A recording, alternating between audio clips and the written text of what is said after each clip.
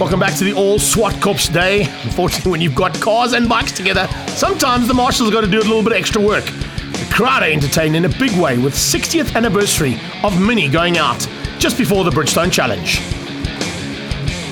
Bridgestone motorcycle tyres on the Bridgestone Challenge riders and bikes, and these guys looking forward to a great battle.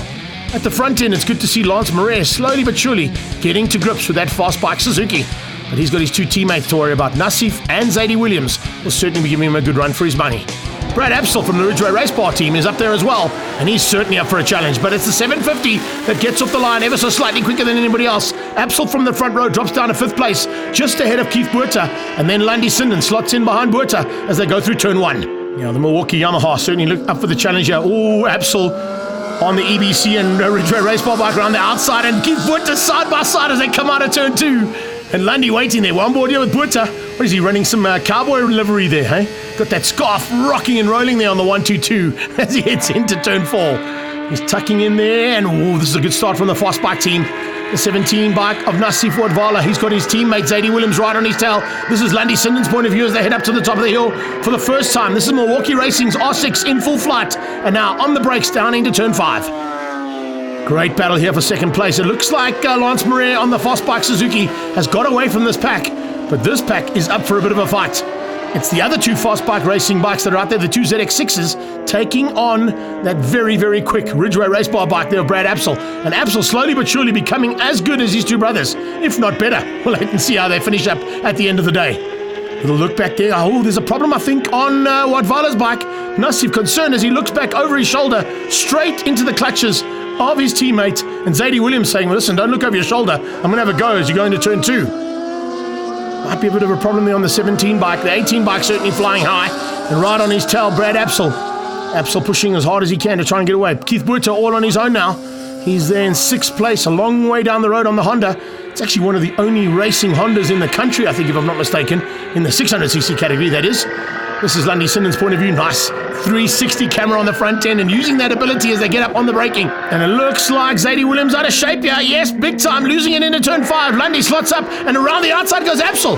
Wow, so we got 2 bits of action there from Lundy Sinden's point of view. Good camera work there from the Milwaukee Racing Yamaha. Thanks for that one, Lundy. As they go into Mix FM corner now, massive change up in that battle for second.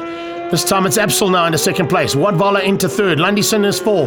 Looks like, Zadie Williams managed to recover, even though he went slightly off track at turn 5. Further back, all on his own, some Wasim Wadvala just taking it really smooth and steady on the 2nd Suzuki out there. The first Suzuki is this man. He has not been bettered all day long and heads towards the checkered flag on the 750. Lance Moret has not put a wheel wrong, and this is a great bit of riding here from the youngster. Building up that confidence and slowly but surely making it to the front end of what is challenge and hopefully going to be moving in very shortly into the superbike category. He's come through and he's passed both Keith Buerta and Wasim Wadvala, but the checkered flag is out. And the first victory goes to the 750 there and Fast Bikes Racing's Lance Moret. Across the line. Oh, just across the line. Can you believe that? Nassif Wadvala just squeezing out to the tune of 2/10. Brad Absel down into 3rd place on the Ridgeway Race Bar on ECB machine. Lundy Sinden gets 4th place ahead of Zadie Williams, and Keith Buerta comes through for 6th place, beating out Wasim Wadvala to the line on the Fast Bike Racing Suzuki. Let's catch up with Lance Moret after that great result. Oh man, it was tough out there. The conditions are so crazy, man. It's hot, eh? But we were struggling with some setup issues, tire pressures and suspension. We had a couple of moments actually throughout the race, but we came out with a win. Really happy about it. Moving into the Bridgestone Superbikes now, and the slightly quicker riders making their way out onto the track in a few minutes' time. But you can see Hendrik de Bruin is certainly up for the challenge and will be the man to catch with that Net CB R1 of his. Ian Thomas steps up into the Superbike category along with Nick Gertenbach on the West Side Motorcycles bike. So nice to see the stepping process working well here in the Bridgestone Challenge and Superbikes. Youngsters on the sideline looking forward to seeing moms and dads go racing here. It's all about the dads right now. Not many lady races involved in this one today, but we should have one soon if Lundy keeps up the same kind of pace. Lights go out, and who's got the drop? Sean Stoutgat van Mark starts from the 2nd row there on a borrowed ZX10 as he heads into turn 1. Looks like in 2nd place. Not a great start coming out of Harry Timmerman yet again on that HP4, battling to get that bike off the line. He gets outgunned by one of the BMWs there of Hein McMahon as they go into turn 2. Great start coming out of Stratianicus there on the ZX6. It's the only 600cc bike in the pack, and he's going to have to fight hard amongst the leaders here as they go through turn 3. Coming up towards turn 4, Strutty's got through. Then you've got Keith Agliotti and Jordan Agliotti right on his tail. The two brothers racing, heading up towards turn 4 and 5. Looks like a little bit of problem here with Henk Scaling, holding up the BMW S1000R. Remember, Henk Scaling's been battling not only in this category, but also in the ZX10s. And he's now got Han McMahon all over the back of him. Scaling hanging on for now. How much longer can he keep out the hard charge from McMahon? He goes wide into Kenwood, looking to cut back as they come out of Mix FM. Lead bike is the Brain. In second, it is a hard maneuver, but not quite the same kind of pace that we saw from Sean Vermaak that we've seen in the previous races he's been involved in at Bridgestone Superbike level. Across the line, eventually we get McMahon ahead of Scaling. The two Agliotti boys now going at it with Strutty Yannickas in the Gapcom Kawasaki, fighting with the two Ridgeway race bar bikes. This time Jordan squeezes up the inside. The 600 will probably have the quarter speed, but of course there's some additional power available on those two ZX10s. Oh, Nicholas Gertenbach's gone down. He goes down in turn 2, throwing the West Side Motorcycles bike down the road, and that S1000RR is down and out.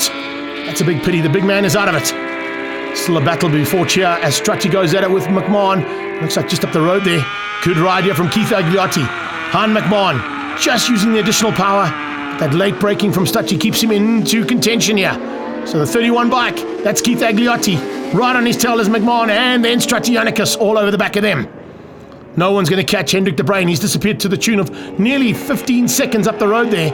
And Sean Vermaak, although he ran with him, had a bit of an issue and he's fallen by the wayside. So the NetCB Yamaha looks like it's plain sailing here for him as he goes into turn 2. No worries at all there for him. Second place, Jordan Agliotti's just gone through. Here comes the battle for 3rd, 4th and 5th. And Keith Agliotti and McMahon going at it. I wonder who's going to have the best of those two by the time the checkered flag comes out. ZX10 versus S1000RR. This is S1000RR versus HP4. And it's Byron Rothwell fighting with Harry Timmerman.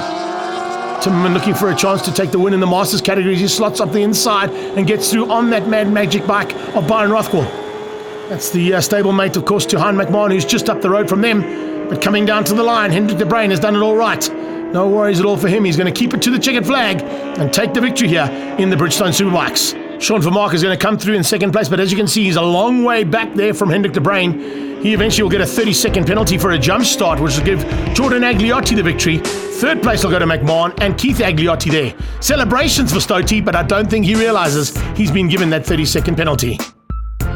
Great result though for Hendrik de Bruin, beating out eventually Jordan Agliotti, McMahon and Keith Agliotti, with Strutty Yannickas coming through for 5th place against Harry Timmerman and Byron Rothwell. Henk Scaling comes through for 8th place on the Air Systems Kawasaki. Let's catch up now with race victor Hendrik de Bruin and find out what his plans were. So the plan was to just try and stay ahead of the people because I knew passing would be difficult. So yeah, I sort of put my head down, found a decent line through the oil, and managed to eke out a little bit of a gap and cross the line in 1st place. So I'm happy. Thanks to all my sponsors, Yamaha, NetCB, Mass, Leathers, and thank you. On to the next one.